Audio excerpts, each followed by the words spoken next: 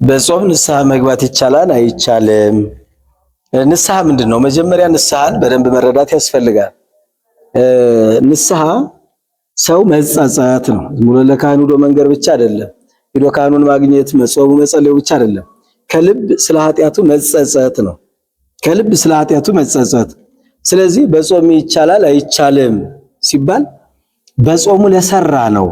በጾሙ ንስሐ መግባት ያስፈልጋል። በጾሙ ምክንያቱም ጾሙ እስከሚወጣ እንደዚሁ ጾሙ ከወጣ በኋላ ሌላ እየጠበቅን መኖር የለበትም። በጊዜው የሰራውን በጾሙ መካከል የተሰራው በጾሙ ንስሐ ይገባል። ከዛ ውጭ ግን ንስሐ የሚገባቸው ከአጽዋማቶች ለምሳሌ ከነሐሴ 16 ጀምሮ እስከ ህዳር 15 ድረስ ያለው የንስሐ መግቢያ ነው። ከታኅሳስ 29 ጀምሮ አብይ ጾም እስከሚገባ ያለው የንስሐ መግቢያ ጊዜ ነው። ከዛም ደግሞ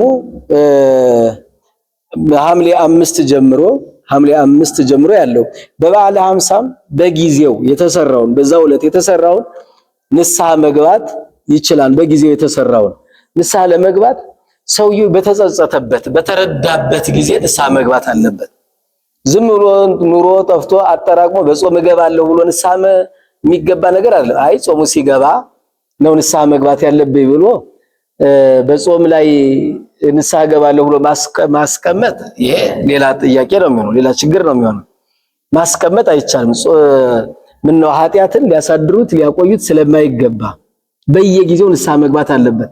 ነገር ግን አንድ ሰው ኃጢአት ሰርቶ ሳይማር ሳይገባው ሳይረዳው ቆይቶ በጾም ወቅት እንደው የመጸጸት ባህሪ ቢመጣበት ቢረዳ በጾም ወቅት ንስሐ መግባት አለብኝ ብሎ ቢያስብ አይቆይ ጾሙ ይለቅ አይባልም። እስከ በዛው በተረዳበት ልክ በመጣበት ጊዜ ንስሐውን ቀኖናውን ሰጥቶ ካህኑ የሚሰጠውን ቀኖና ካህኑ ነው የሚያውቀው የሚወስነው። በዛን ጊዜ ንስሐ ሊገባ ይችላል እና በጾም ወቅት አጠራቅሞ ንስሐ መግባት አይቻልም።